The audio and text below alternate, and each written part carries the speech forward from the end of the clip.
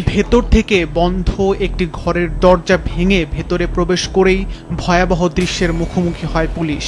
ঘরের মাঝখানে একজনের নিথর দেহ, অন্যদিকে সিলিং ফ্যানে ঝুলছে আরেকটি মরদেহ। আজ সকালে বরগুনা সদর উপজেলার দক্ষিণ ইটবাড়িয়া এলাকায় ঘটেছে চাঞ্চল্যকর এই ঘটনা।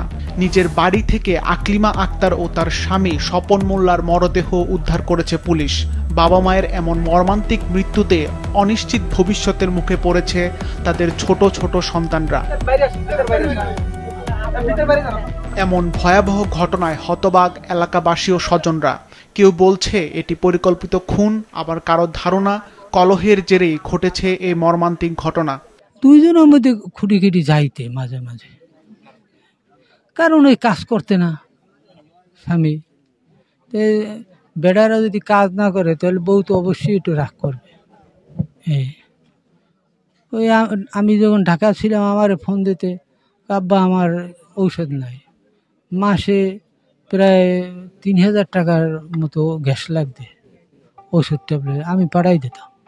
দুইজনের তর্কতর্ক করলে দুইটা একটা পিটন দেবে, মার দেবে বা অসুস্থ হয়ে পারবে, বড় বরিশাল নিম বরগুনে নিম ডাক্তার দেখাম। তারপরে আমরা তো বুঝতে হই এইরকম যে দুজন একজন কোপ দিয়ে কাটিয়ে ফালাইয়া হে গলায় দড়ি দিয়েছে, আশেপাশে মানে তো কোনো দেখি না আমরা। পুলিশ জানিয়েছে নিহত আকলিমা আক্তারের ঘাড়ে ধারালো অস্ত্রের আঘাতের চিহ্ন পাওয়া গেছে। এই ঘটনায় এখনো কোনো মামলা হয়নি বলেও জানিয়েছে পুলিশ। একজনের ঘাড়ে, যিনি মহিলা, তার ঘাড়ে জখম আছে, আঘাতের চিহ্ন আছে ধারালো অস্ত্রের। আর একজনকে আমরা পাই হচ্ছে গিয়ে হ্যাঙ্গিং অবস্থায়, রশিতে ঝুলে হ্যাঙ্গিং অবস্থায় পেয়েছি আমরা। তার নিকট আত্মীয় স্বজনের সাথে কথা বলেছি। আইনগতভাবে আমরা সিআইডি, পিবিআই, আমরা থানা পুলিশ, ডিবি সবাই কাজ করতেছি। হঠাৎ স্বামী স্ত্রীর এমন মর্মান্তিক মৃত্যুতে এলাকায় নেমে এসেছে আতঙ্ক ও শোকের ছায়া। রহস্যজনক এই ঘটনার সঠিক কারণ দ্রুত উদ্ঘাটনের দাবি জানিয়েছে এলাকাবাসী ও স্বজনরা। সিফাত রহমান, মাছরাঙ্গা নিউজ ডেস্ক।